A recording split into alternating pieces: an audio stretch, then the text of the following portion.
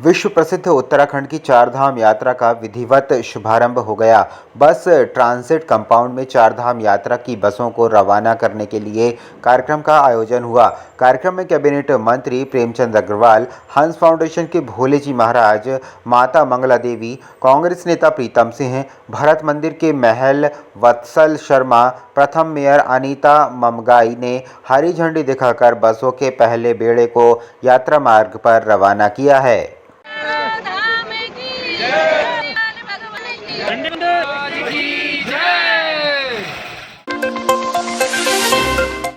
चारधाम यात्रा शुभारंभ के मौके पर एसएसपी अजय सिंह यात्रा पंजीकरण कार्यालय ऋषिकेश पहुंचे। उन्होंने श्रद्धालुओं की सुरक्षा व्यवस्था को देखा। अधीनस्थ अधिकारियों से श्रद्धालुओं की व्यवस्था को लेकर फीडबैक लिया। अधिकारियों को कई दिशा निर्देश देकर अलर्ट रहने के लिए कहा। चारधाम यात्रा के लिए श्रद्धालुओं की भीड़ तेजी से उमड़ी तो एसएसपी अजय सिंह ने यात्रा पंजीकरण कार्यालय परिसर पर निरीक्षण किया। इस दौरान उन्होंने श्रद्धालुओं की सुरक्षा व्यवस्थाओं को जांचा। हमारा रजिस्ट्रेशन काउंटर है, यहाँ भी राउंड द क्लॉक एक अधिकारी डेडिकेटेड और पुलिस फोर्स लगाया गया है। साथ ही ये डिपेंड करता है, जो हमारा डाइवर्जन प्लान है वो डिपेंड करेगा कि किस तरह का यातायात कब बढ़ रहा है। क्योंकि अभी श्यामपुर फाटक का भी हमारा ओपन हो गया तो काफी ट्रैफिक हमारा स्मूथ हो गया। तो अगर सैटरडे संडे लगता है कि ज्यादा यातायात, और हमने टोल सेट कॉन्ट्रैक्ट रखा हुआ मुजफ्फरनगर मेरठ, तो अगर वहां से आइडिया मिल जाता है हर घंटे का कि टोल में बढ़ गया है वो, तो वहां से हम यातायात डाइवर्जन नेपाली फार्म से या अलग रास्तों से हम करेंगे। लेकिन ये डिपेंड करेगा सब कुछ किस तरह का यातायात का दबाव पड़ रहा है, उसके आधार पर समय समय पर इसको किया जाएगा। चारधाम यात्रा में गौरीकुंड से केदारनाथ तक घोड़ों खच्चरों के लिए उत्तराखंड के पेयजल विभाग ने 13 स्थानों पर गर्म पानी की हौज बनाई है। पेयजल विभाग के महाप्रबंधक डीके सिंह ने बताया कि चारधाम यात्रा में आने वाले श्रद्धालुओं के लिए शौचालय की व्यवस्था भी की गई है।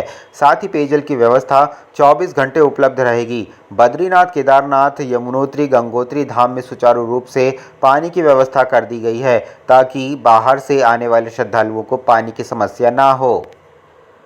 ये गौरीकुंड से लेकर के वहाँ केदारनाथ तक 13 स्थानों पर हमारे यहाँ इस प्रकार की व्यवस्था की गई है, जो गर्म पानी चरही में गर्म पानी के माध्यम से हमारे घोड़े खच्चरों को पानी उपलब्ध होगा। और जितने जगह जगह हमारी माताओं बहनों को जो यात्री के रूप में उत्तराखंड में प्रवेश करेंगे, शौचालयों की व्यवस्था की जा रही है। और शौचालयों में सुचारू पेयजल आपूर्ति बनाए रखने के लिए, क्योंकि बिना जलापूर्ति के शौचालयों का कोई मतलब नहीं रह जाएगा।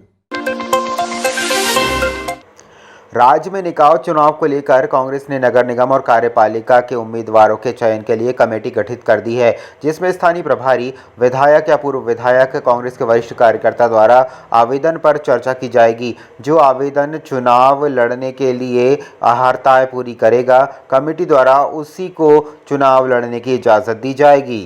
हमने तय किया है कि जिस विधानसभा में कोई नगर पालिका नगर पंचायत होगी, वहाँ के स्थानीय विधायक या प्रत्याशी जो रहे वो उसमें रहेंगे। एक हमारा कोई प्रभारी रहेगा और 2 उस विधानसभा के या उस क्षेत्र के 2 वरिष्ठ जन को उसमें रहेगा। ये 4 लोग तय करेंगे कि किस व्यक्ति को नगर पालिका के चेयरमैन के लिए या किसको वार्ड मेंबर्स के लिए चुनाव लड़ाया जाएगा, कौन लोग वोटिंग करेंगे। तो ये पूरी तैयारी कांग्रेस कर रही है। हम लोग अभी प्रभारी की नियुक्ति पे तैयारी कर रहे हैं।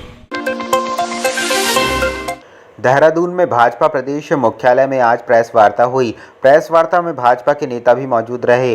प्रेस वार्ता में भाजपा के वरिष्ठ नेता सुरेश जोशी ने कहा कि आज़ादी के बाद से विपक्ष पार्टी कांग्रेस ने कई हथकंडे अपनाकर समाज को तोड़ने का काम किया। इसके साथ ही उन्होंने सैम पित्रोदा के बयान पर हमला बोला।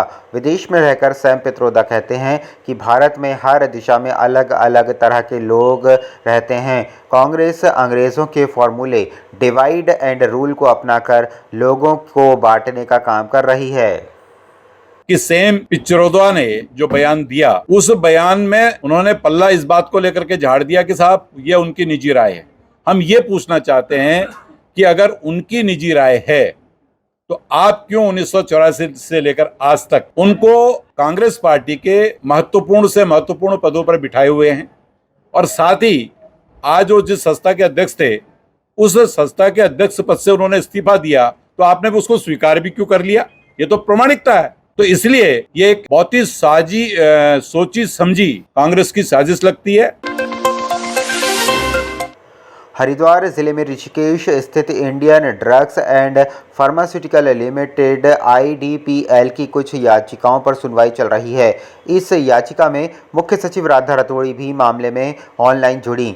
सुनवाई के बाद आदेश लिखाते समय मुख्य न्यायाधीश ने हाईकोर्ट को गौलापार शिफ्ट करने को गलत कदम बताते हुए कहा कि इसके लिए उपयुक्त स्थल ऋषिकेश में IDPL की 850 एकड़ भूमि ठीक है। इस भूमि में से 130 एकड़ भूमि में पूर्व कर्मचारी रहते हैं। बार एसोसिएशन देहरादून के अध्यक्ष राजीव शर्मा ने कहा कि IDPL ऋषिकेश में हाईकोर्ट की एक बेंच खुलती है तो यह स्वागत योग्य कदम है।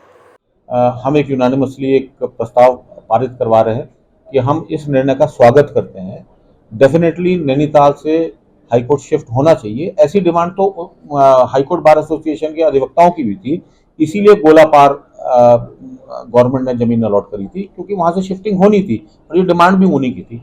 परंतु वहां पर कुछ एनवायरमेंटल प्रॉब्लम्स आ रही हैं, जंगलात की जमीन ज्यादा है और हमारी माननीय चीफ जस्टिस महोदय ने कहा है अपने ऑर्डर में कि हम लोग वहां से पेड़ नहीं काटना चाहते, पेड़ काट करके बिल्डिंग नहीं बनाना चाहते और ऑल टुगेदर पर्याप्त मात्रा में जमीन उपलब्ध है हमारे पास IDPL में, तो क्यों ना हम IDPL में उस बेंच को बना लें।